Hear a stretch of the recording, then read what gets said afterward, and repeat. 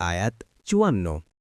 يا أيها الذين آمنوا من يرتد منكم عن دينه فسوف يأتي الله بقوم يحبهم ويحبونه أذلة على المؤمنين أعزة على الكافرين يجاهدون في سبيل الله ولا يخافون لومة لائم ذلك فضل الله يؤتيه من يشاء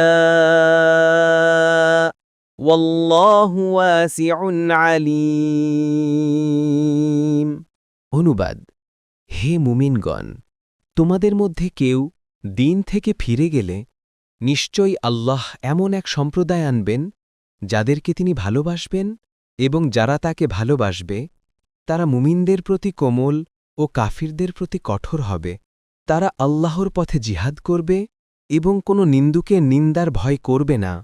এটা আল্লাহর অনুগ্রহ, যাকে ইচ্ছে তাকে তিনি তা দান করেন, এবং আল্লাহ প্রাচুর্যময়, সর্বজ্ঞ।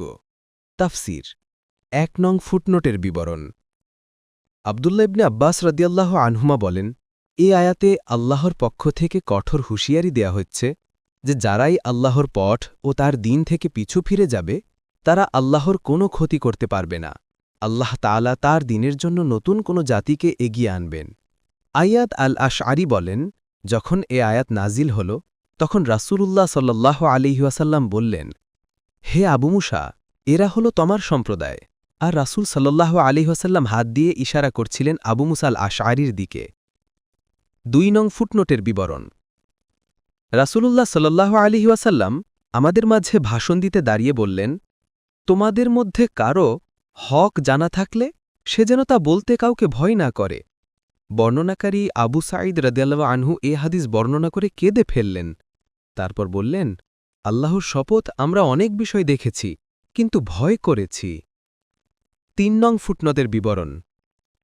এ আয়াতে বলা হয়েছে যে মুসলিমদের স্বার্থেই তাদেরকে অমুসলিমদের সাথে গভীর বন্ধুত্ব ও মেলামেশা করতে নিষেধ করা হয়েছে, কারণ সত্যজিন ইসলামের হেফাজতের দায়িত্ব আল্লাহ নিজেই গ্রহণ করেছেন।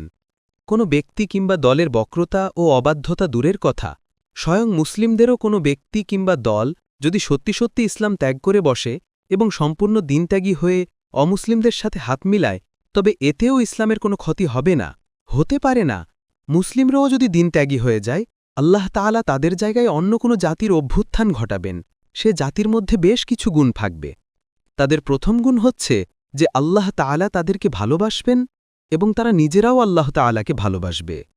এ গুণটি ২টি অংশে বিভক্ত। ১. আল্লাহর সাথে তাদের ভালোবাসা, একে কোনো না কোনো স্তরে মানুষের ইচ্ছাধীন মনে করা যায়। ২. আল্লাহর পক্ষ থেকে তাদেরকে ভালোবাসা, এতে বাহ্যিকভাবে মানুষের ইচ্ছা ও কর্মের কোনো ভূমিকা নেই। যে বিষয়টি মানুষের ইচ্ছা ও সামর্থ্যের বাইরে, তা মানুষকে শোনানোরও কোনো বাহ্যিক সার্থকতা নেই। কিন্তু কোরআনুল কারীমের অন্যান্য আয়াতের পর্যালোচনা করলে বোঝা যায় যে এ ভালোবাসার উপায় উপকরণগুলো মানুষের ইচ্ছাধীন। মানুষ যদি এসব উপায়কে কাজে লাগায়, তবে তাদের সাথে আল্লাহ তাআলার ভালোবাসা অবশ্যম্ভাবী। আল্লাহ তাআলা বলেন, হে রাসূল, আপনি বলে দিন, যদি তোমরা আল্লাহকে ভালোবাসো তবে আমার অনুসরণ করো। এর ফলশ্রুতিতে আল্লাহ তাআলা তোমাদেরকে ভালোবাসতে থাকবেন এবং আল্লাহ তোমাদের অপরাধসমূহ মার্জনা করে দিবেন এবং আল্লাহ ক্ষমাশীল, দয়ালু।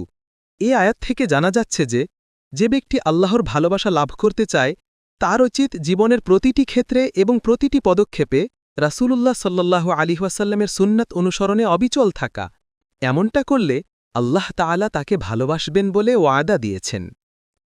তাদের দ্বিতীয় গুণ হচ্ছে যে তারা মুসলিমদের সামনে নম্র হবে এবং কোনো ব্যাপারে মতবিরোধ হলে সত্যপন্থী হওয়া সত্ত্বেও সহজে বশ হয়ে তারা ঝগড়া ত্যাগ করবে।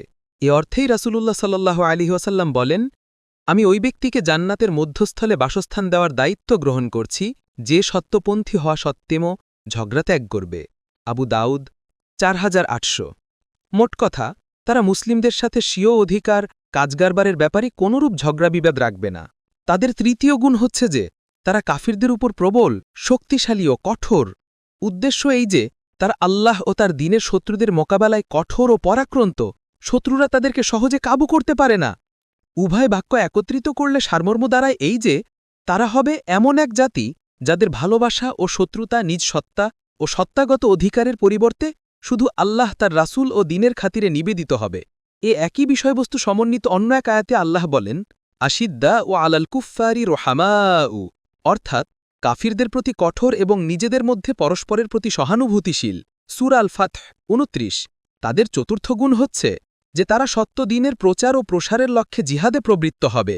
এর সারমর্ম এই যে কুফুর ও দিন ত্যাগের মোকাবেলা করার জন্য শুধু কতিপয় প্রচলিত ইবাদত এবং নম্র ও কঠোর হওয়াই যথেষ্ট নয়, বরং দ্বীনকে প্রতিষ্ঠিত করার উদ্দীপনাও থাকতে হবে।